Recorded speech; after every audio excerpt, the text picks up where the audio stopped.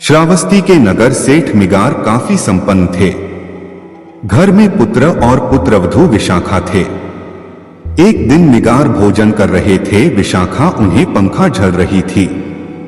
उसी समय एक बौद्ध भिक्षु भिक्षा मांगने आया। विशाखा ने सोचा कि ससुर आज्ञा दें तो वह उठकर भिक्षु के लिए कुछ लाए, किंतु मिगार ने भिक्षु की पुकार अनसुनी कर दी। वे चुपचाप भोजन करते रहे। भिक्षु ने जब फिर पुकारा तो विशाखा बोली, आर्य, मेरे ससुर बासी अन्न खा रहे हैं, आथा आप अन्यत्र पधारें। यह सुनते ही मिगार की आंखें क्रोध से लाल हो गईं। वे तत्काल भोजन छोड़कर उठ खड़े हुए और विशाखा से बोले, तूने मेरा अपमान किया है, मेरे घर से अभी निकल जा। विशाखा ने नम्र स्वर में कहा, मेरे विवाह के समय आपने मेरे पिता को वचन दिया था कि मुझसे कोई भूल हो जाने पर आप 8 सद्गृहस्थों से उसके विषय में निर्णय कराएंगे और तब मुझे दंड देंगे। नगरसेठ ने तत्काल 8 प्रतिष्ठित व्यक्तियों को बुलवाया। विशाखा ने उनके समक्ष पूरी बात बताकर कहा, मनुष्य को अपने पूर्वजन्म के पुण्यों के फल से ही संपत्ति मिलती है। मेरे श्वसुर को जो संपत्ति मिली है वह भी उनके पहले के पुण्यों का फल है। इन्होंने अब नवीन पुण्य करना बंद कर दिया। इसी कारण मैंने कहा कि ये बासी अन्न खा रहे हैं। यह सुनकर पंचों को निर्णय नहीं देना पड़ा। नगरसेठ ने ही लज्जित होकर विशाखा से क्षमा मांग ली। सार यह है कि स्व के साथ पर की भी चिंता करना एक सच्चे सद्गृहस्थ का लक्षण है और यही परहित चिंतन हमें यश और पुण्य का भागी बनाता है। बुद्ध के पास उनका एक शिष्य आया और बौखलाए स्वर में बोला, जमींदार राम सिंह ने मेरा अपमान किया है, आप सभी चलें, उसे सबक सिखाना होगा। बुद्ध बोले, प्रियवर, सच्चे बौद्ध का अपमान करने की शक्ति किसी में नहीं होती। तुम इस बात को भुला दो। जब प्रसंग भुला दोगे तो अपमान कहां बचा रहेगा। शिष्य ने कहा, उसने आपके प्रति भी अपशब्दों का प्रयोग किया था। आप चलिए तो सही। आपको देखते ही वह शर्मिंदा हो जाएगा और क्षमा मांग लेगा। इससे मैं संतुष्ट हो जाऊंगा।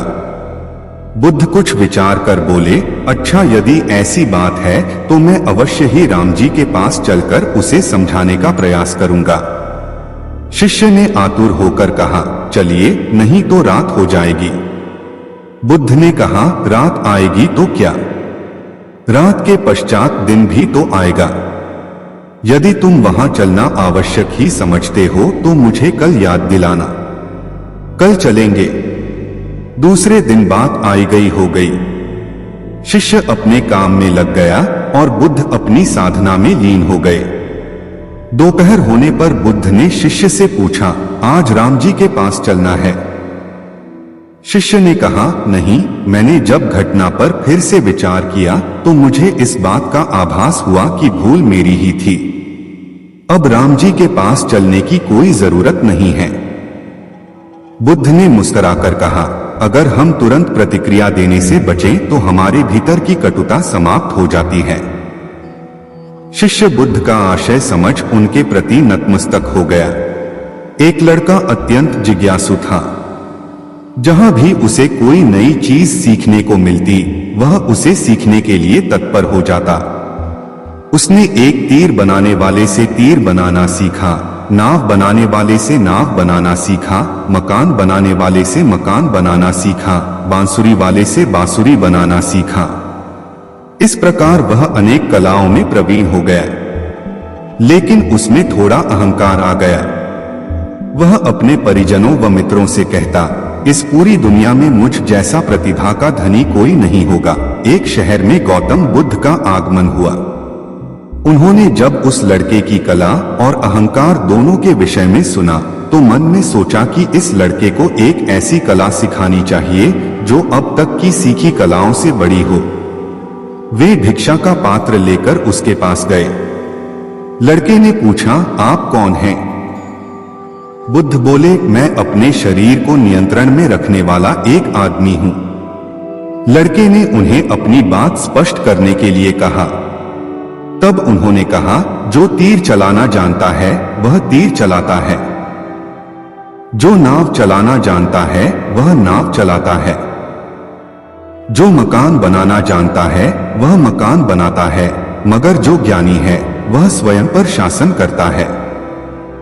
लड़के ने पूछा, वह कैसे? बुद्ध ने उत्तर दिया, यदि कोई उसकी प्रशंसा करता है तो वह अभिमान से फूलकर खुश नहीं हो जाता, और यदि कोई उसकी निंदा करता है तो भी वह शांत बना रहता है। ऐसा व्यक्ति ही सदैव आनंद में रहता है। लड़का जान गया कि सबसे बड़ी कला स्वयं को वश में रखना है। कथा सार यह है कि आत्मनियंत्रण जब सध जाता है तो संभाव आता है, और यही संभाव अनुकूल प्रतिकूल दोनों स्थितियों में हमें प्रसन्न रखता है। सिद्धार्थ से गौतम। आलाड़ के निकट रहकर कठोर तपश्चर्या अपनाने पर भी आचार्य आलाड़ के निकट रहकर कोर तपश्चर्या अपना उन्होंने वह स्थान छोड़ दिया। वहां से चलकर वे उस समय के सुप्रसिद्ध ऋषि अलारकालम के आश्रम में जा पहुंचे। इस आश्रम में नियम संयम से तो रहना ही पड़ता था, इसके अलावा यहाँ अध्ययन अध्यापन की भी विशेष सुविधा थी। इस आश्रम में रहते हुए सिद्धार्थ ने वेद, उपनिषद और दर्शन शास्त्र का गहरा अध्ययन किया। यह प्राप्त करने पर भी उन्हें ऐसा प्रतीत होता था कि जैसे उनका मन अतृप्त है। अतः उन्होंने यह आश्रम भी छोड़ दिया। इसके बाद वे उदक रामपुत्र नामक ऋषि के आश्रम में जा पहुंचे।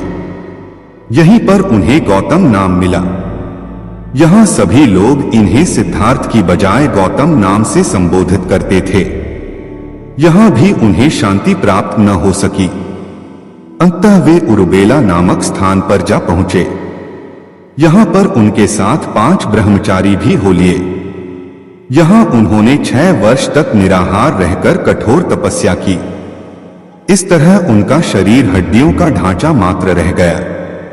कठोर निराहार तपश्चर्या से भी सिद्धि प्राप्त न हुई तो गौतम ने विचार किया कि इससे तो मृत्यु प्राप्त हो सकती है, किंतु सिद्धि कदापि नहीं। इसी बीच एक शूद्र ग्वाले की कन्या सुजाता ने एक मन्नत मांग रखी थी कि यदि उसे उसको इच्छानुसार पति और पुत्र प्राप्त हुआ तो वह वन देवता के रूप में बरगद की पूजा करेगी। सुजाता की इच्छा पूर्ण हुई थी। अतः उसने अपनी मन्नत के अनुसार 1000 गायों का दूध निकालकर 100 गायों को पिलाया, और उन 100 गायों का दूध निकालकर 10 को और 10 का दूध निकालकर 1 गाय को पिलाया। फिर उस एक गाय के दूध की खीर बनाकर बरगद वृक्ष के निकट आई। वहां गौतम बैठे साधना कर रहे थे। सुजाता ने खीर गौतम के सामने रख दी। गौतम ने निस्संकोच होकर खीर का भोग लगाया। यह देखकर उनके निकट साधना कर रहे 5 ब्रह्मचारियों ने उन्हें भोगलिप्त समझकर त्याग दिया। अल्प मात्रा में खीर को भोग लगाकर गौतम को संतुष्टि मिली और उन्होंने पुनः साधना आरंभ कर दी।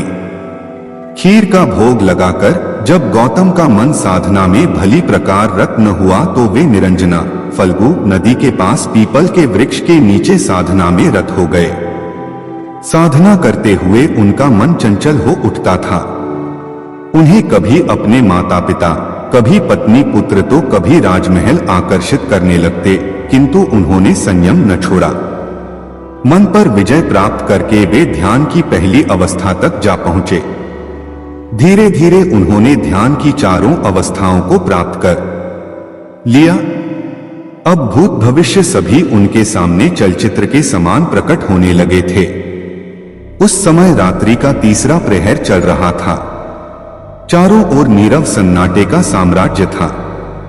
उस गहन शांति के बीच गौतम को अपने अंतर में एक अनूठा प्रकाश जगमगाता प्रतीत हुआ।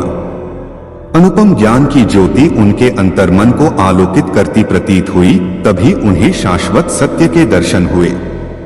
उनके सारे संशय और भ्रम नष्ट हो गए और मन को असीम शांति प्राप्त हुई। गौतम को बोध प्राप्ति। निरंतर 7 दिन और 7 रात्रि गौतम पीपल के वृक्ष के नीचे बैठे थे। उस दिन वैशाख पूर्णिमा थी। रात्रि में चंद्रमा अपनी शीतल चांदनी से संसार को अमृत तुल्य शीतलता से जगमगा रहा था। इस रात्रि को गौतम को बोध ज्ञान की प्राप्ति हुई और वे गौतम बुद्ध कहलाने लगे। जिस पीपल वृक्ष के नीचे गौतम को बोध की प्राप्ति हुई उसे बोधि वृक्ष कहा गया। बोध गया बिहार के प्राचीन मंदिर के पीछे आज भी यह बोधि वृक्ष और वज्रासन विद्यमान है। गौतम को जिस समय बोध की प्राप्ति हुई उस समय उनकी आयु 35 वर्ष थी। देवताओं ने इस समय उन पर पुष्प वर्षा कर अपनी प्रसन्नता प्रकट की। गौतम बुद्ध ने विकारों और तृष्णा को नष्ट करने का मार्ग ढूंढ लिया था।